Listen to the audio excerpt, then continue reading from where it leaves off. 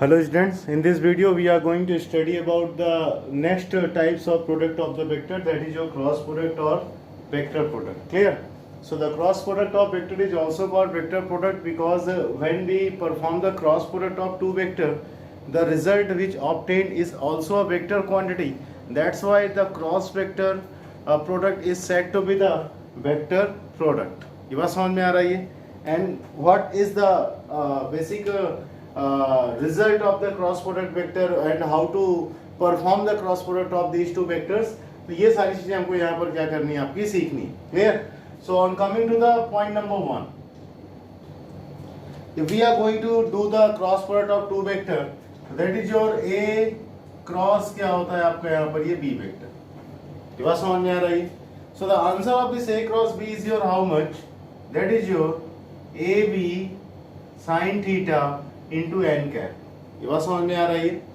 A is what? A is the magnitude of a vector, B is the magnitude of B vector, and theta is the angle between vector A and vector B, and along with their magnitude as well as the angle between them, there is one more unit vector is coming, that is your n cap. Clear? Since unit vector is coming and all three things are scalar, magnitude, angle, तीनों scalar हैं. If the unit vector is coming along with this scalar, तो it will become a total vector quantity. Total कैसी quantity बन गई? Vector quantity बन गई. इसका मतलब the cross product of two vector is again a vector quantity. That's why cross product is said to be a vector product. ये बात समझ में आ रही है? And in this case, the n cap is said to be the unit vector perpendicular outside the plane.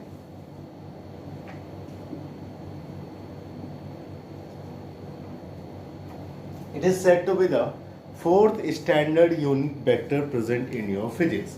You have studied about the three standard unit vector, that is your I cap, J cap as well as K cap. You know I cap is the unit vector along positive x-axis, J cap is the unit vector along positive y-axis, and K cap is the unit vector along positive z-axis. In the similar way, these are the n cap is again a unit vector which is always perpendicular outside the plane. Plane is what? The geometry made up by two axes is said to be a plane.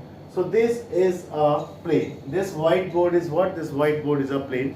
Where will be its n cap? Perpendicular outside. Hand. This hand is a plane. Where is its n cap? Perpendicular outside. हाथ किस तरह से रख दिया? इस plane की बात कर रहे हैं. Where is the n cap? Perpendicular outside. Where is the n cap? Perpendicular outside. तो किसी प्लेन का अगर n cap पूछता है, you have to do the theorem use कि perpendicular कैसा होता है आपके यहाँ हमेशा ये outside होता है. ये बात समझ में आ रही है? अब यहाँ पर ये इसको as it is ऐसे ही क्या करना है, आपको लर्न करना है. ठीक कि A क्रॉस B कितना होता है आपका AB sin थीटा, और कितना आता है यहाँ पर n cap. Where n cap क्या है आपका unit vector perpendicular outside the what, that is your plane. ये बात समझ में आ रही है? अगर A क्रॉस B एक वेक्टर क्वांटिटी है, अगर A क्रॉस B एक वेक्टर क्वांटिटी है, तभी तो इसको क्या बोल रहे हैं, वेक्टर प्रोडक्ट बोल रहे हैं. तो इसका मतलब A क्रॉस B के पास भी डायरेक्शन होती होगी. A क्रॉस B की डायरेक्शन अपन कैसे फाइंड आउट करते हैं भाई? अगर ये वेक्टर कोई पूछे A क्रॉस B का मैग्नीट्यूड कितना है, तो मैग्नीट्यूड कितना, AB sin थीटा. कोई पूछे A क्रॉस B की डायरेक्शन किधर है, तो जो कि n कैप आ रहा है और n कैप एक यूनिट वेक्टर है, तो जो डायरेक्शन n कैप होगी वही डायरेक्शन किसकी होगी, यहाँ पर आपकी A क्रॉस B की होगी. तो सेकंड पोर्शन में आते हैं इसके. ये फर्स्ट पोर्शन तो यही है, if you have two vectors जिनका मैग्नीट्यूड दिया और जिनके बीच के एंगल दिया, और अगर उन दोनों वेक्टर का A क्रॉस B पूछता है, तो आप बड़े इजिली A क्रॉस B क्या कर सकते हो, इसको ये आप फाइंड आउट कर सकते हो. Clear? On coming to the second portion, second में क्या है यहाँ पर आपका ये, that is your direction of A cross B. Clear भाई? A क्रॉस B वेक्टर अगर एक वेक्टर प्रोडक्ट है तो इसकी डायरेक्शन क्या होगी, ये बात समझ में आ रही है? तो direction of A cross B जो निकालते हैं अपन, वो निकालते हैं ये, that is your right hand screw rule से. राइट हैंड स्क्रू रूल से अपन क्या निकालते हैं, A क्रॉस B निकालते हैं. कैसे निकालते हैं ध्यान से देखना है यहाँ पर. सपोज यहाँ पर ये कैसा हो गया आपका, ये वेक्टर A हो गया, और ये कैसा हो गया आपका, वेक्टर बी हो गया. क्लियर। और यहाँ पर देखो ध्यान से, ये कितना एंगल बना रहा है यहाँ पर आपका, ये थीटा एंगल बना रहा है। ठीक, आपसे पूछिए ए क्रॉस बी कितना होगा, कि वैल्यू कितनी होगी, तो ये होगी A B sine theta and क्या। लेकिन हमसे पूछा ए क्रॉस बी की डायरेक्शन किधर होगी, तो ये राइट हैंड पाम है, इसको इस तरीके से क्या करो, फोल्ड करो। ये बात समझ में आ रहा है, डन। फिंगर को उस वेक्टर की डायरेक्शन में रखो जिस वेक्टर को पहले लिखा गया। पहले किसको लिखा गया, ए वेक्टर को। ए वेक्टर डायरेक्शन में फिंगर्स रखो और फिंगर्स को उधर की ओर टिल्ट करो जिधर दूसरा वेक्टर है। ए को रख के बी इधर की ओर है तो फिंगर इधर की ओर टिल्ट करोगे, इस तरीके से ये बी की ओर। जो थंब की डायरेक्शन देगा वो थंब की डायरेक्शन किसकी डायरेक्शन होगी आपकी, ये ए क्रॉस बी। यहाँ जो थंब आ रहा है इस व्हाइट बोर्ड में इस वेक्टर को ड्रॉ किया गया है ये, और अपन ने ए क्रॉस क्या निकाला, बी। थंब कैसा आ रहा है, इस व्हाइट बोर्ड के परपेंडिकुलर आउटसाइड। इसका मतलब ए क्रॉस बी की डायरेक्शन कैसी हो गई यहाँ पर आपकी, ये that is your perpendicular outside the plane. बड़ा समझ में आ रहा है। तो यहां से क्या किया आपने, फिंगर को रखा और किधर से किधर मूव किए, फिंगर को किधर रखना है जो वेक्टर पहले लिखा है, किधर की ओर टिल्ट करना है जो वेक्टर बाद में लिखा। अब ऐसे नहीं सर ऐसे रख लेते, ऐसे टिल्ट करके यहाँ पहुंच जाते, नहीं। हम इसे एक मिनिमम एंगल, ये एंगल अगर 30 डिग्री है तो ये angle 360 minus 30 degree that is 330। तो छोटे वाले एंगल से ही क्या करना है आपको, मूव करना है इस तरीके से। ये बात समझ में आ रहा है, इतना ही, कोई प्रॉब्लम इसमें, डन। सो यहाँ पर क्या हो गया आपका, ये ए क्रॉस बी कितना हो गया आपका, ये परपेंडिकुलर आउटसाइड द प्लेन।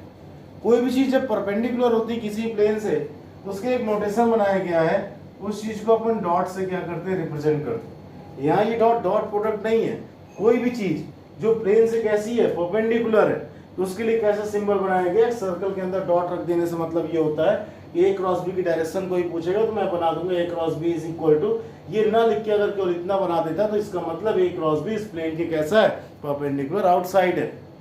ये बात समझ में आ रहा है, कोई प्रॉब्लम इसमें, डन। अब कोई पूछे ए क्रॉस बी की वैल्यू कितनी है, ए क्रॉस बी की वैल्यू कितनी हो जाएगी यहाँ पर आपकी, ये that is your A B sine theta into कितना हो जाना है इसको, ये एन कैप हो जाना। ये बात समझ में आ रही है। अब अगर इसी डायग्राम में आपसे पूछे कि बी क्रॉस ए की डायरेक्शन कितनी होगी, क्या पढ़ रहे हैं अपन, डायरेक्शन कैसे निकालते हैं, राइट हैंड स्क्रू रूल से। अभी आपकी डायरेक्शन पूछा ए क्रॉस बी से, अब डायरेक्शन किससे पूछ रहा आपका, ये बी क्रॉस ए की डायरेक्शन पूछ रहा। सो बी क्रॉस ए की डायरेक्शन कैसे निकलेगी, ठीक। तो हमें क्या करना है, बी क्रॉस ए की डायरेक्शन को क्या करना है, आपको फाइंड आउट करना है। तो किस तरीके से निकाल सकते हैं आप बी क्रॉस ए की डायरेक्शन को, तो देखो ध्यान से, पहले कौन सा वेक्टर लिखा है बी, तो बी के अलॉन्ग रख लिया फिंगर, किधर क्यों ले जाना, ए की तरह। अब फिंगर पीछे नहीं मुड़ेगी ना, चलना ऐसे ही है, तो फिंगर ऐसे रखो तो ऐसे, अगर ऐसे हाथ रख लो आप तो बी की डायरेक्शन में क्या है, फिंगर है, ए इधर है तो फिंगर मुड़ जाएगी, तो बी से ए की ओर मुड़ गई।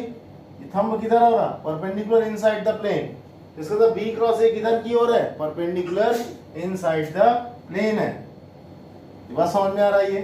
तो बी क्रॉस ए किधर चला गया आपका, ये दैट इज जो परपेंडिकुलर इनसाइड द क्या हो गया आपका, ये प्लेन हो गया। और किसी भी क्वांटिटी को जो परपेंडिकुलर हमेशा इनसाइड होगी प्लेन के, उसके लिए अपन एक सिंबल यूज करते हैं, सर्कल के अंदर क्या बना देते हैं अपन, एक क्रॉस बना देते हैं। ये बात समझ में आ रही है। तो वो क्वांटिटी कैसी हो जाती है, परपेंडिकुलर इनसाइड द प्लेन। अब देखो ध्यान से, एक चीज तो है यहाँ पर ये कि जो ए क्रॉस बी है ये कैसा आ रहा, perpendicular outside. On the same diagram जो बी क्रॉस ए है वो कैसा आ रहा, आपका परपेंडिकुलर इनसाइड आ रहा। इसका मतलब ए क्रॉस बी अगर अपवर्ड है तो परपेंडिकुलर, ये बी क्रॉस ए इनसाइड है, मतलब दोनों की डायरेक्शन क्या होगी आपकी, ये अपोजिट होगी। ये बात समझ में आ रही है। और कोई पूछे इसका मैग्नीट्यूड कितना होगा, इसका मैग्नीट्यूड होगा A B sine theta into minus n cap. क्यों माइनस एन कैप, क्योंकि एन कैप क्या है, ये यूनिट वेक्टर जो हमेशा कैसा रहता है, आउटसाइड द प्लेन, और यहाँ बी क्रॉस ए कैसा आ गया आपका, इनसाइड द प्लेन आ गया। और अगर आपका B cross A inside the plane आ चुका है तो इसका मतलब एन कैप में अगर एक नेगेटिव साइन लगा देंगे तो उसकी डायरेक्शन क्या हो जाएगी, चेंज हो जाएगी। इसलिए यहाँ पर फॉर्मूले में एन कैप की जगह कितना है आपका ये माइनस एन कैप। ये बात समझ में आ रही है। और यहाँ से बिल्कुल एक चीज बिल्कुल श्योर है, A cross B does not equal to क्या होता है, बी क्रॉस ए। तो यहाँ से एक चीज बिल्कुल श्योर है, A cross B does not equal to कितना होता है आपका बी क्रॉस ए, क्योंकि दोनों की डायरेक्शन कैसी रहती है, बिल्कुल एक दूसरे के रिवर्स रहती है। हाँ, A cross B cross A की इक्वल नहीं होगा, लेकिन A cross B minus of B cross A के कैसा रहेगा आपका, ये इक्वल रहेगा। क्यों? क्योंकि ए क्रॉस बी अगर आउटसाइड है तो बी क्रॉस ए कैसा इनसाइड है, और अगर इसमें नेगेटिव को मल्टीप्लाई कर दो डायरेक्शन इसकी इनसाइड से आउटसाइड हो जाएगी।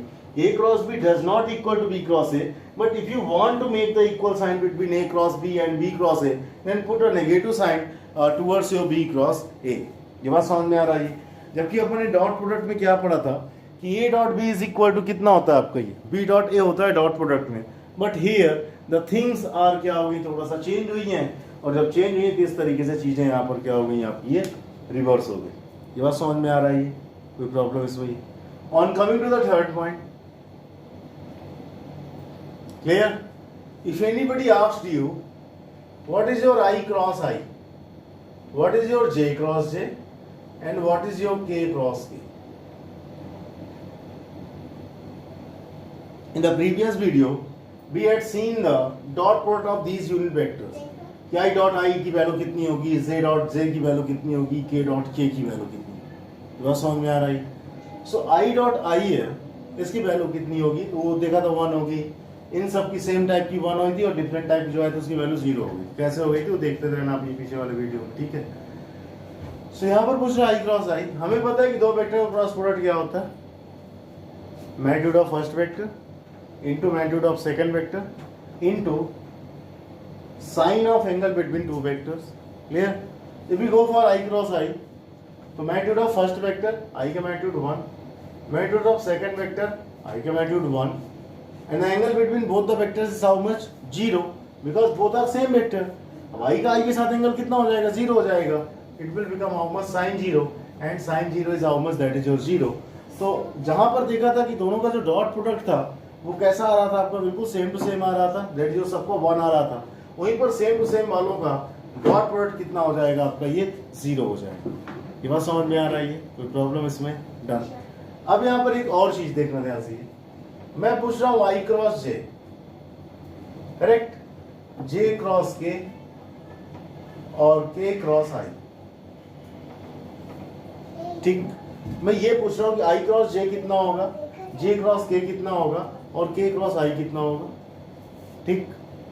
सो यहां पर देखो ध्यान से, है क्या ये कि हमारे पास 3 एक्सिस होती है। ये आपकी वाई एक्सिस है, ये आपकी एक्स एक्सिस है, और ये आपकी है Z एक्सिस, और यहाँ पर जो आपका स्टार्टिंग पॉइंट या रेफरेंस पॉइंट है, ठीक। X एक्सिस के लॉन्ग कौन सा वेक्टर, I कैप, Y के लॉन्ग कौन सा वेक्टर, J कैप, और Z के लॉन्ग कौन सा वेक्टर होता है आपका यहाँ पर, ये K कैप होता है। ये बात समझ में आ रही है? तो इस तरीके से क्या होता है आपका ये कि 3 यूनिट वेक्टर होते हैं आपके डिफरेंट डिफरेंट एक्सिस के लॉन्ग। सो अगर हमें I क्रॉस J करना है तो कितना होगा, आई क्रॉस जे क्या होता है, ए क्रॉस बी क्या होता है, first vector magnitude into second vector magnitude into sine of the angle between the vectors into n cap, कोई एक डायरेक्शन होती है। ये बात समझ में आ रही है? सो यहाँ पर आई क्रॉस जे करेंगे, फर्स्ट वेक्टर मैग्नीट्यूड कितना हो गया 1, सेकंड वेक्टर मैग्नीट्यूड कितना हो गया 1, और आई और जे के बीच में एंगल कितना हो गया 90 डिग्री। ये क्या हो गया आपका, ये साइन 90 डिग्री। इनटू एक यूनिट वेक्टर भी आना, उसको मैं ऊपर नहीं लेके आया, उस यूनिट वेक्टर को मैंने सोचा नहीं उसके बारे में। क्यों? क्योंकि साइन 0 हो गया तो सब कुछ 0 ही होना, तो ज्यादा 0 वेक्टर बन जाता। लेकिन यहाँ तो साइन 90 हुआ ना, अभी इतना करोगे सर साइन 91 होता तो आप तो देखते हो सर इसकी वैल्यू 1 हो गई, वैसे इसकी वैल्यू 1 हो जाएगी, वैसे इसकी नहीं भैया 1 नहीं होगी इसकी वैल्यू। ये बात समझ में आ रही है? इनपे एक यूनिट वेक्टर होता है ना, ये कौन सा यूनिट वेक्टर होता है, जिस डायरेक्शन में क्या होता है आपका ए क्रॉस बी होता है। अब ध्यान समझना यहाँ पर, आई कैप इधर है, जे कैप इधर है, अपन आई क्रॉस क्या कर रहे हैं, जे कर रहे हैं, ध्यान समझना ये। और ये कौन सी एक्सिस है, जेड एक्सिस है। ऐसे नहीं रहती जेड एक्सिस, इस तरीके से रहती है। अब ध्यान समझना ही, आई क्रॉस जे कर रहे हैं, आई में फिंगर रखा, जे की तरफ मोड़ दिया, थंब किधर आ रहा, परपेंडिकुलर आउटसाइड। अब परपेंडिकुलर आउटसाइड किस डायरेक्शन को बता रहा है, जेड एक्सिस को, और जेड एक्सिस के लॉन्ग यूनिट वेक्टर कौन सा है, के कैप है।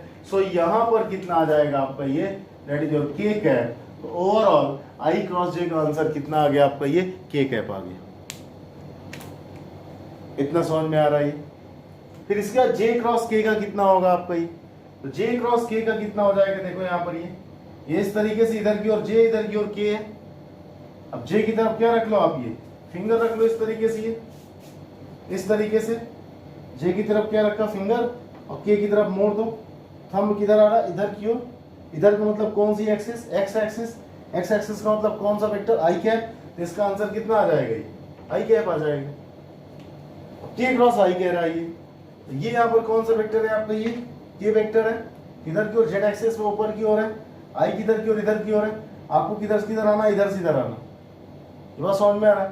तो के वेक्टर डायरेक्शन में क्या रख लो, आपकी फिंगर रख लो इस तरीके से, जिस तरह से रखा है ये, और इसको इधर की ओर मोड़ दो, क्योंकि के इधर है, आई इधर, तो आपको इधर से इधर आना। ऐसे रख के मोड़ दिया। थंब किधर आ रहा है, ऊपर की ओर। ऊपर की ओर मतलब किस एक्सिस के लॉन्ग, वाई एक्सिस के लॉन्ग। जब वाई एक्सिस के लॉन्ग आ रहा है तो इसकी वैल्यू कितनी हो गई आपकी, that is your J cap. ये बात समझ में आ रहा है, इतना ही, कोई प्रॉब्लम इसमें। अब इनका अगर रिवर्स कर, जैसे आई क्रॉस जे है, A cross B is equal to minus of B cross है, i cross j is equal to minus of j cross i. जैसे if anybody ask you what is your j cross i, तो the answer is your minus k, क्योंकि आई cross जे अगर के है तो जे cross आई कितना हो जाएगा, माइनस के हो जाएगा। What is the value of के क्रॉस जे, तो अगर आपका ये जे क्रॉस के की वैल्यू आई है तो के cross J minus of this one हो जाएगा, माइनस आई। एंड सिमिलरली ये what is the value of I cross के, तो इसका आंसर कितना हो जाएगा आपका, ये माइनस जे हो जाएगा। ये बात समझ में आ रही है। इसको लर्न करने के लिए एक साइक्लिक तरीका भी क्या किया गया, आपको बनाया गया है। और वो साइक्लिक तरीका किस तरीके से, यहाँ आई कैप लिखा जाता है, यहाँ जे कैप लिखा जाता है, और यहाँ पर के कैप लिखा जाता है। क्लियर। आई से जे में जाओ तो आंसर आता है के से के, जे से के में जाओ तो आंसर आता है आई। क्लियर। और यहाँ पर इस तरीके से जाओ दिया तो लिखने की जरूरत नहीं है, देखो ध्यान से, एरो डायरेक्शन याद रखो। आई क्रॉस जे आंसर आया के, जे क्रॉस के आंसर आया आई, के क्रॉस आई आंसर आया जे। उल्टा चलोगे तो जे क्रॉस आई आंसर आएगा माइनस के, आई क्रॉस के आंसर आएगा माइनस जे, के क्रॉस जे आंसर आएगा माइनस आई। और सेम टू सेम हो गए तो कितना होता है इसका ये प्रोडक्ट आपका, ये 0 होता है। ये बात समझ में आ रही है। अब हम दो वेक्टर्स से क्या करने जा रहे हैं, क्रॉस प्रोडक्ट एक्चुअल में परफॉर्म करने जा रहे हैं। क्लियर। तो इसको क्या करते हैं, अपन हटाते हैं यहाँ से।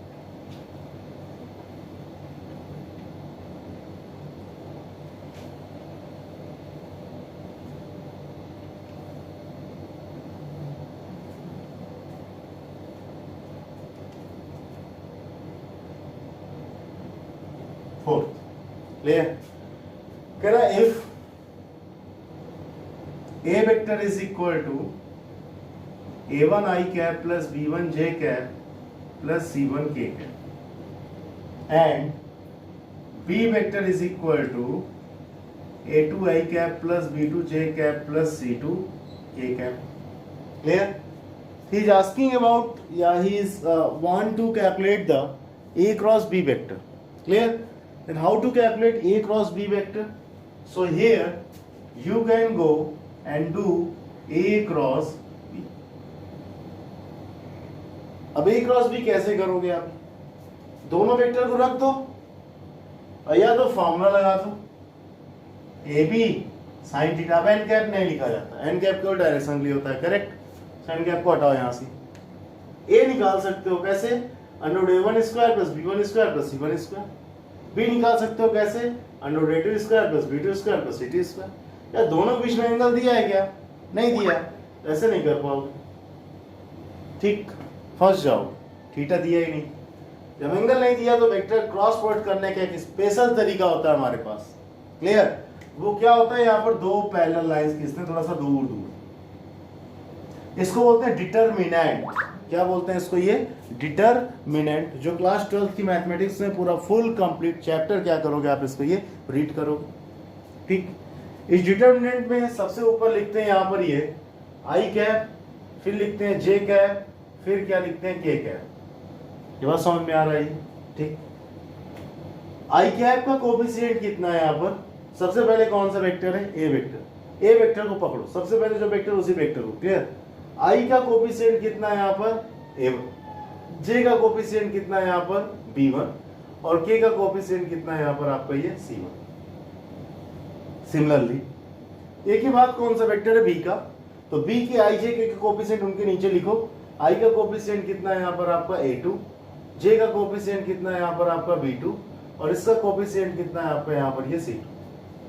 अगर आपने इसको सॉल्व कर लिया तो किसकी वैल्यू आ जाएगी, ये a क्रॉस b की वैल्यू आपकी निकल के आ जाएगी। तो इसको सॉल्व कैसे किया जाए, ध्यान से देखो यहाँ पर ये कैसे सॉल्व किया जाता है। इज इक्वल टू, सबसे पहले लेते हैं आई कैप, आई कैप के बाद दो लाइन लगाते हैं इस तरीके से, ठीक। अब ध्यान से देखना यहां पर ये क्या करने वाला, आई कैप जहां पर है यहां से दो परपेंडिकुलर लाइन ड्रॉ करो, करेक्ट, ध्यान समझना ही। जहां पर आई कैप है वहां से दो परपेंडिकुलर लाइन ड्रॉ करनी, समझा रहा हूं इसलिए कर रहा हूं, कॉपी में आपको हौच पौच नहीं करनी, केवल तरीका सीख लेना।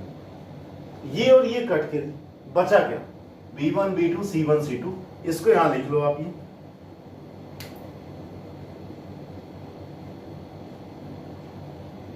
करेक्ट। जो इसके साथ किया वो जे कैप के साथ करते हैं, लेकिन जब बीच वाला लिखा जाता है तो एक नेगेटिव साइन आ जाता है, माइनस जे कैप। सब क्यों आता है तो नेक्स्ट ईयर पढ़ लेना डिटरमिनेंट में फुल डिटेल में, लेकिन अभी तो इतना मजबूरी में सीखना पड़ेगा, क्लियर।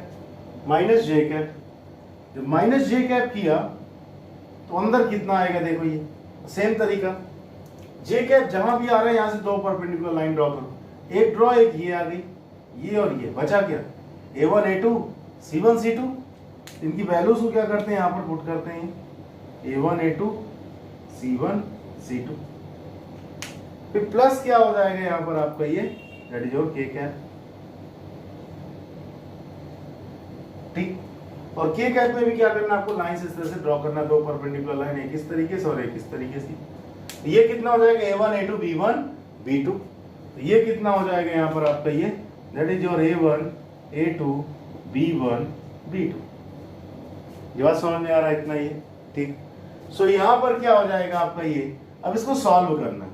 इसको सॉल्व कैसे किया जाता है यहाँ पर ये ध्यान से देखना, ये डाउनवर्ड एरो का मल्टीप्लाई करो, आई कैप तो है ये यहाँ पर ये, करेक्ट, आई कैप तो है ये यहाँ पर ये, डाउनवर्ड एरो मल्टीप्लाई करो तो क्या हो जाएगा, b1 इंटू c2, या तो b1 c2 बोल दो या c2 b1 बोल दो, दोनों का प्रोडक्ट तो ही आएगा ना, इसको बोल रहा है b1 c2, फिर minus upward arrow, upward arrow में कौन कौन आ गया, b2 c1, ये कितना आ गया यहाँ पर b2 c1, फिर माइनस जे कैप लिख लो यहाँ पर ये, करेक्ट। सबसे पहले क्या लगाओ आप, डाउनवर्ड एरो, तो ये कितना आ गया यहाँ पर आपको ये a1 c2, फिर माइनस अपवर्ड एरो, तो ये कितना आ गया आपको यहाँ पर ये a2 c1 आ गया ये, फिर क्या हो जाएगा आपको यहाँ से प्लस k कैप, तो यहाँ पर डाउनवर्ड एरो कितना आ गया आपका ये a1 b2 और फिर अपवर्ड लगा दो तो माइनस कितना हो जाएगा आपका ये a2 b1, और यही आपको क्या हो गया, ये फाइनल आंसर हो गया। तो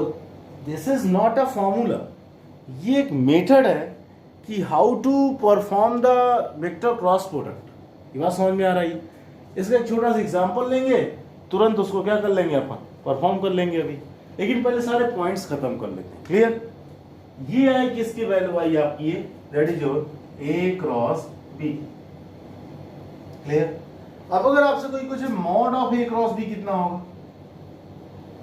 मतलब इस पूरे वेक्टर का मैग्नीट्यूड पूछ रहा, तो मैग्नीट्यूड कितना होता है, under root i coefficient square b1 c2 minus b2 c1 to the whole square plus j coefficient square, तो j का कोफिशिएंट कितना है, माइनस साइन के साथ आएगा आपका ये minus a1 c2 minus a2 c1 to the whole square, और प्लस k कोफिशिएंट स्क्वायर कितना है आपका ये a1 b2 minus a2 b1 to the whole square. इस तरह से under root i coefficient square plus j coefficient square plus k coefficient square करोगे तो a क्रॉस b का होल क्या आ जाएगा आपके पास, यहाँ पर ये मैग्नीट्यूड आ जाएगा। इतनी बात समझ में आ रही है ये, ठीक। तो जब ये मैग्नीट्यूड इस तरह से आ चुका है आपका, तो आप वेक्टर का प्रोडक्ट इस तरह से कर सकते। प्रैक्टिस करा रहा हूं, पहले मैं थोड़ी सी जो बेसिक थियरी है जिस पर पीछे पड़ा हूं मैं, उसको खत्म कर लेते हैं। क्लियर। पॉइंट नंबर 5 तक अगर वेक्टर i से k की फॉर्म में दिए तो this is the only method to perform the cross product of these two vectors and from this you can find the magnitude of the cross product of vector and that is nothing but from cross product if you perform the formula under root i coefficient square plus j coefficient square plus k coefficient square then you are going to get the magnitude of the cross product of the two vectors. Clear. Now यहाँ पर क्या है आपका ये that is your problem number that is your fifth point number 5th। If we go for the cross product of vector, you know that is your a cross b is equal to how much? That is your ab sin theta. If we talk only about the magnitude of this one, because if we write n cap over here, it means we are taking account of direction also, but we are focusing on only magnitude. Theta is the angle between these two vectors. Clear? So from here you can find that sin theta. So sin theta is equal to कितना आ जाएगा आपका ये? That is your a cross b divide by कितना हो जाएगा ये? That is your AB। बस समझ में आ रहा है। तो ये कितना हो जाएगा आपका ये a cross b divide by कितना हो जाना है इस पे AB हो जाना। अब यहाँ पर देखो if both vectors are parallel, correct, ध्यान से देखना यहाँ पर ये if both vectors are what, that is your parallel, it means the both vectors are parallel, so it means the direction between the angle between both of them is how much, that is your 0 degree। तो इसका मतलब theta कितना हो गया आपका 0 degree हो गया। And when the theta become 0 degree you can put the theta as 0, तो sin 0 is equal to कितना हो जाएगा आपका ये, that is your a cross b divide by कितना हो जाएगा ab, sin 0 होता है 0, ये इधर जाएगा, you will get a cross b is equal to 0। This is the only situation in mathematics through which you can prove that two vectors are parallel। ये बात समझ में आ रही है। In the previous video we have studied about the dot product of vectors, and on dot product of vectors we had get a very important point that if we want to prove that two vectors are perpendicular, अगर दो vectors में perpendicular क्या करना है, proof करना है, then we have to perform their dot product and answer of that product must be 0। It means vector is perpendicular।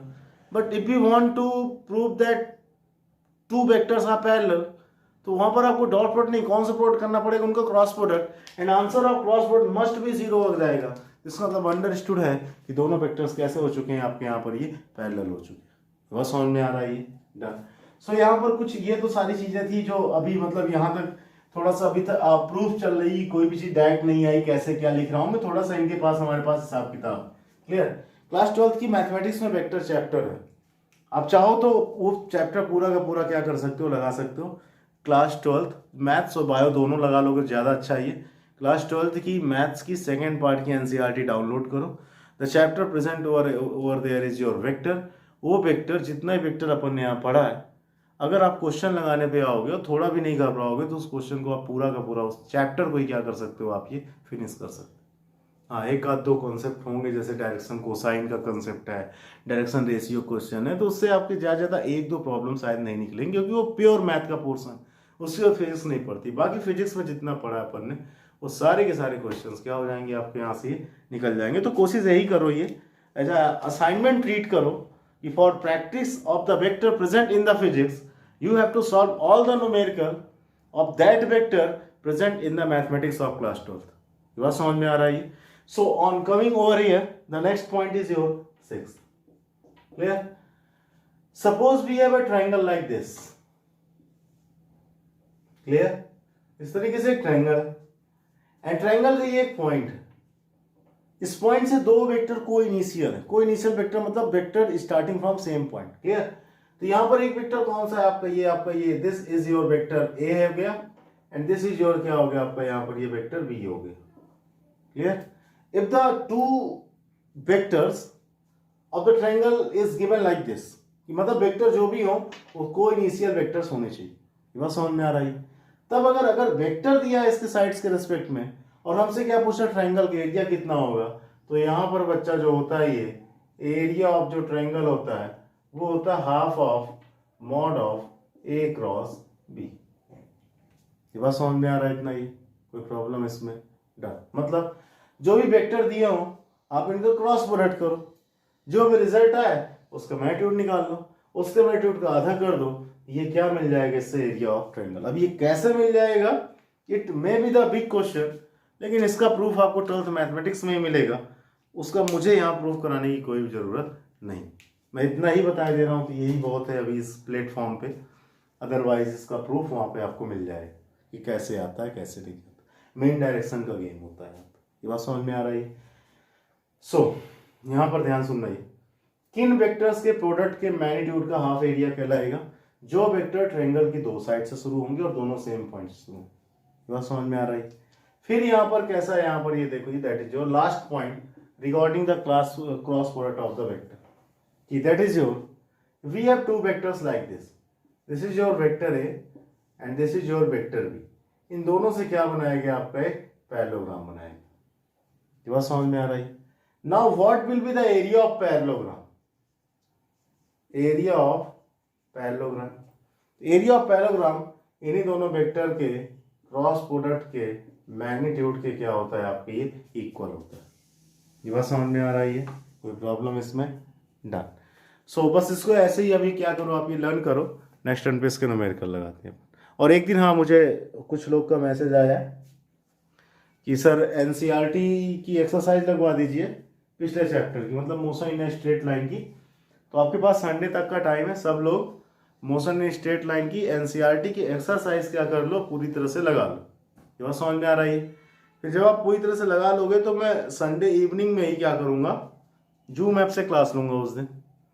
और उस दिन जूम ऐप से क्लास में बस सब लोग रहना, मुझे बताते हैं ना कि एक्सरसाइज की कौन सी प्रॉब्लम आपको नहीं आई है, मैं वो प्रॉब्लम क्या करता जाऊँगा, लगाता जाऊँगा। अब आप छोटे बच्चे नहीं रहे कि जिसको कि टारगेट दिया जाए कि हाँ चलो ठीक है, 9-10 वाली स्टडी 11-12 में बच्चा नहीं होती है। रीज़न क्या है कि एक तो वहाँ सिलेबस अचानक से जस्ट डबल से ट्रिपल हो गया।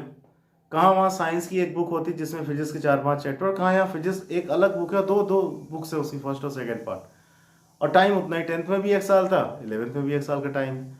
सो यहाँ पर क्या है ना कि मतलब कि थोड़ी सी वो टेंडेंसी आपको हटानी पड़ेगी अपने दिमाग से कि आप मुझसे एक्सपेक्ट करो कि मैं वीडियो में एनसीईआरटी खोलूँ और एनसीईआरटी का नंबर 1, नंबर 2, नंबर 3 प्रॉब्लम इस तरह से लगवाऊँ, तो ये नहीं हो पाता मुझसे। आपको जो क्वेश्चन पूछना है वो क्वेश्चन मुझसे पूछ लो, सर एनसीईआरटी के इस एक्सरसाइज का 5th आ रहा है, ये लगवा दीजिए। लेकिन ये सोचो कि मैं कभी अपने आप एनसीईआरटी उठाऊं और नंबर 1 से लेकर लास्ट तक सारे क्वेश्चन, वो इस तरह से नहीं कर पाऊंगा मैं। तो आपके पास टाइम है, अभी सैटरडे तक आप एनसीईआरटी सॉल्व करो, फिर मैं जूम ऐप के थ्रू कनेक्ट होते हैं और उस 1 घंटे में या 1.5 घंटे में जितना भी टाइम लगेगा, उस टाइम में उस पर्टिकुलर एक्सरसाइज की आपकी सारी डाउट्स एक साथ क्या हो जाएंगी, आपकी क्लियर हो जाएंगी। हाँ, कुछ क्वेश्चंस कंफ्यूजिंग है तो कुछ क्वेश्चन मैं अपनी तरफ से बता दूंगा, उसके बाद तब आपकी डाउट की क्या होंगी, आपकी ये बातें होंगी। ये बात समझ में आ रही है? तो इसके क्वेश्चन की सीट मैं कल आपको सेंड करूंगा, वेक्टर के प्रोडक्ट्स की सीट, डॉट प्रोडक्ट और क्रॉस प्रोडक्ट की, उसको लगाने की कोशिश करना, और बाकी इसका वीडियो में मैं आपको ये बताऊंगा। Okay, thank you.